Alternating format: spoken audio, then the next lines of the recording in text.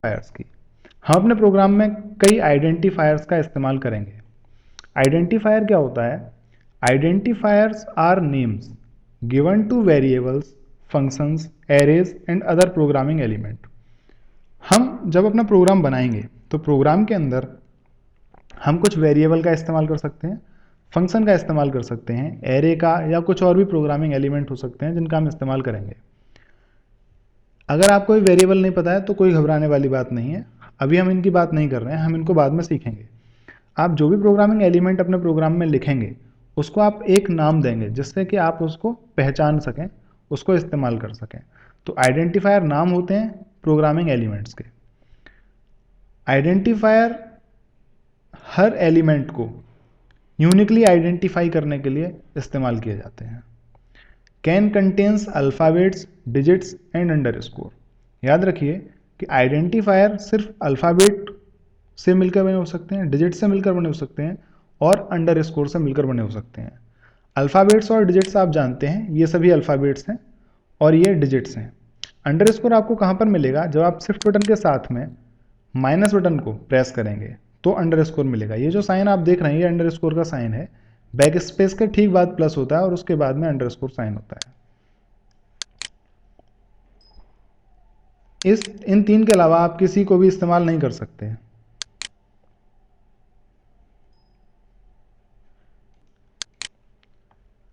First character must be N alphabet और underscore. आप जो आइडेंटिफायर बनाएंगे या जो नाम देंगे आप किसी एलिमेंट को, उसका पहला कैरेक्टर या तो अल्फ़ाबेट होना चाहिए या फिर अंडरस्कोर होना चाहिए। तो अल्फ़ाबेट या अंडरस्कोर आप पहले कैरेक्टर की जगह पे देंगे। डिजिट से कोई भी नाम स्टार्ट नहीं हो सकता। Space and other symbols are not allowed. तो आप ना तो स्पेस लगाएंगे किसी भी नाम के आगे और ना ही बाकी कोई स्पेशल सिंबल सिवाय अंडरस्कोर के। आइडेंटिफायर से क्या होता है? मान लीजिए 3 लोग हैं, आपको 3 लोग दिख रहे हैं, आप इन्हें कैसे बुलाएंगे? हम इंसानों को कैसे बुलाते हैं? उनके नाम से। लेकिन अगर नाम नहीं हो तो कैसे बुलाएंगे? नहीं बुला सकते। तो इनके नाम जो हैं वो क्या है? इनके लिए आइडेंटिफायर का काम करते हैं, इनको यूनिकली आइडेंटिफाई कराते हैं। इसका नाम सुनील है तो अब हम बता सकते हैं कि ये सुनील है। इसका नाम पूजा है, पूजा इसके लिए एक आइडेंटिफायर का काम कर रहा है। और इसका नाम हरी है, हरी इस पर्सन के लिए आइडेंटिफायर का नाम काम कर रहा है। तो अगर मैं नाम लेता हूँ सुनील तो आप अपने आप बता सकते हैं कि मैं इस पर्सन की बात कर रहा हूँ। अगर मैं कहता हूँ हरी तो आप बता सकते हैं कि ये इस पर्सन की बात हो रही है। तो यानी कि इनके जो नाम हैं ये इनको यूनिकली आइडेंटिफाई कर रहे हैं। बिल्कुल ऐसे ही हमारे प्रोग्राम्स के एलिमेंट्स होंगे। मान लेते हैं ये एलिमेंट है हमारे प्रोग्राम के, मैंने इनका अलग अलग साइज़ दिया है। अगर ये प्रोग्रामिंग एलिमेंट्स हैं तो इनको भी आइडेंटिफाई करने के लिए हम इनको क्या देंगे? नाम देंगे और उन नाम को हम आइडेंटिफायर कहते हैं।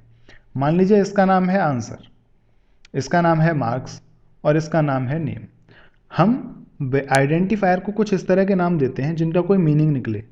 अगर हम यहाँ पर आंसर में आंसर स्टोर कराना चाहते हैं तो हम उसको नाम देंगे आंसर।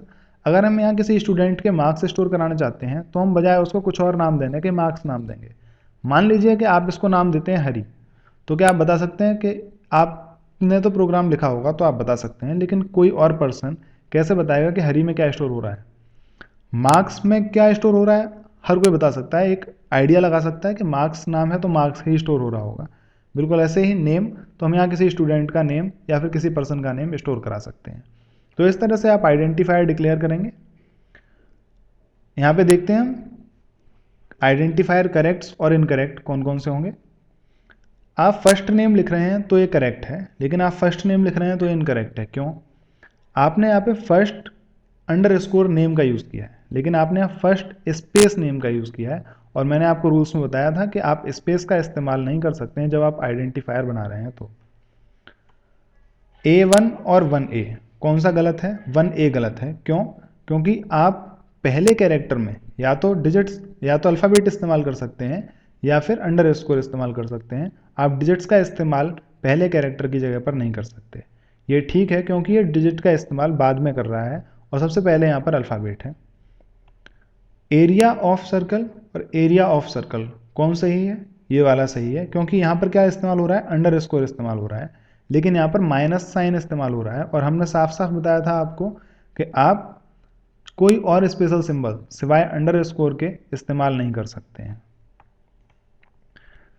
पाई हमने बनाया और यहाँ पर ये सिंबल है पाई, तो ये गलत है। क्यों गलत है? क्योंकि ये एक स्पेशल सिंबल है, तो हम स्पेशल सिंबल का इस्तेमाल नहीं कर सकते।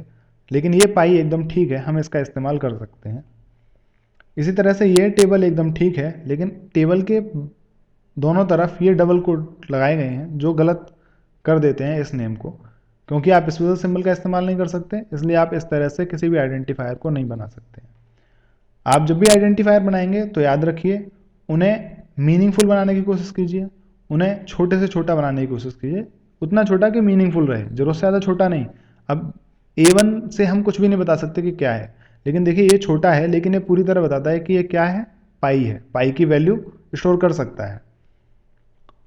लास्ट देखते हैं, अंडरस्कोर एरिया और माइनस एरिया कौन सा सही है? ये वाला सही है और ये वाला गलत है। क्यों गलत है ये वाला? क्योंकि ये आगे माइनस साइन का इस्तेमाल कर रहा है, जो कि एक